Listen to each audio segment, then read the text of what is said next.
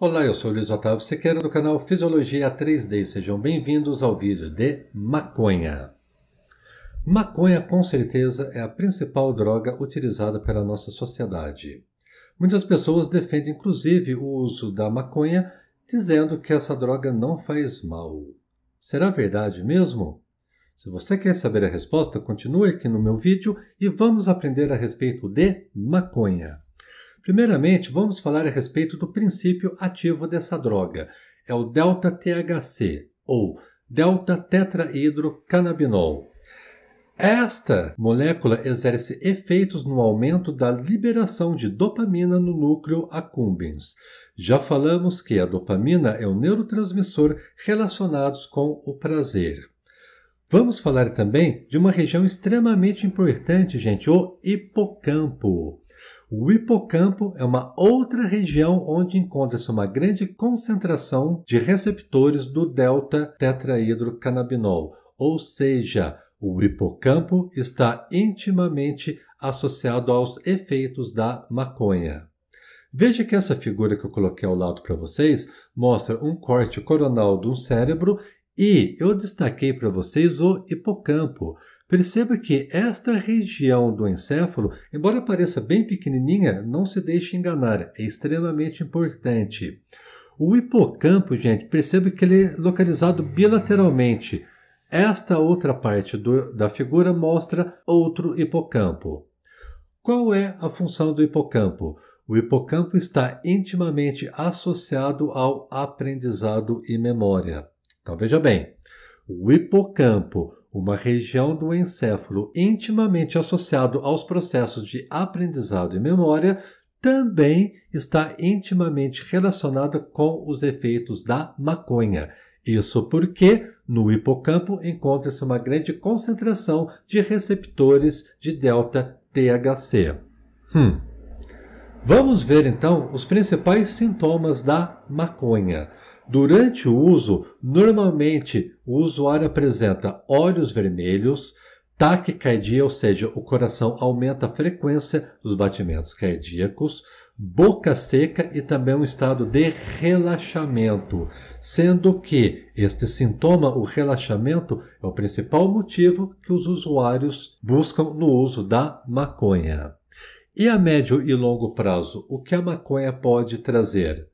Bronquite, câncer de boca, laringe e pulmão, dependência da droga, a diminuição da atenção, olha só, dificuldade de aprendizagem. Lembra que nós falamos que no hipocampo, uma região especializada nos processos de aprendizado e memória, existe uma grande concentração de receptores delta-THC. E também a diminuição de testosterona. Isso vai fazer com que, em casos de homens usuários, ocorra uma diminuição da libido sexual. Vamos falar um pouquinho a respeito dos distúrbios de concentração. Olha que interessante. Um estudo foi performado por um grupo de pesquisadores. Vamos entender o que eles fizeram. Nesse estudo, homens com diferentes idades e que relataram o uso crônico de maconha foram alocados em um grupo. Esse uso crônico de maconha, veja só, alguns pacientes disseram que faziam uso crônico de maconha durante 8 anos. E, inclusive, existiam pessoas que faziam o uso crônico dessa droga até 25 anos de uso contínuo dessa substância. Em um outro grupo, o que os pesquisadores colocaram? Homens não usuários. Como o mecanismo de controle, veja só, para comparar o efeito da maconha no grupo de usuário com o grupo de não usuários, essas pessoas separaram as pessoas de mesma idade, mesma posição social, estado civil, nível de escolaridade, inclusive selecionaram participantes que relataram o uso de tabaco e também o uso de álcool.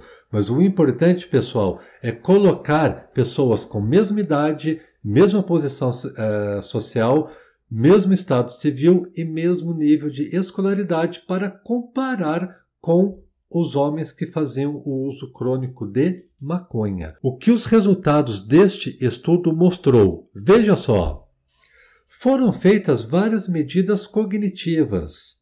Dentre essas medidas, mostrou o estudo que ocorreu uma diminuição discreta, porém significativa, da capacidade cognitiva das pessoas que faziam o uso crônico de maconha. Ou seja, as pessoas que utilizavam a maconha tiveram um desempenho cognitivo inferior em relação às pessoas que não usavam maconha. E olha só que interessante, pessoal. Além disso, esse estudo mostrou uma correlação positiva na diminuição da capacidade cognitiva em função do tempo. Que tempo é esse? O tempo de uso crônico da maconha. O que esse dado significa para a gente?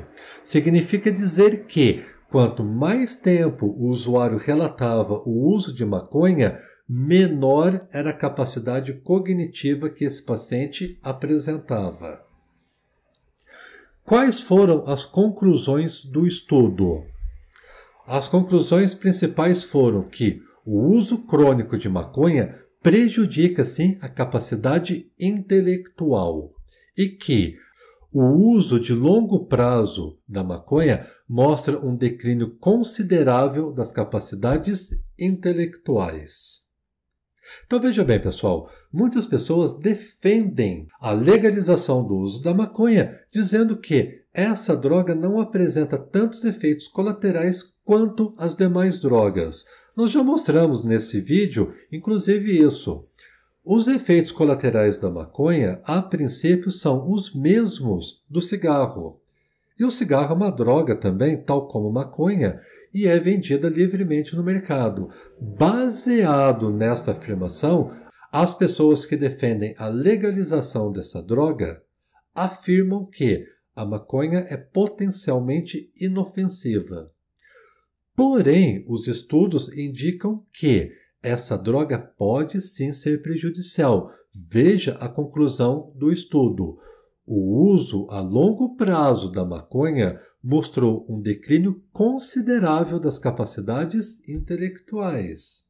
Agora a gente precisa pensar o seguinte fato. A nossa sociedade atualmente exige uma capacidade intelectual muito grande em diversas áreas de atividade profissional.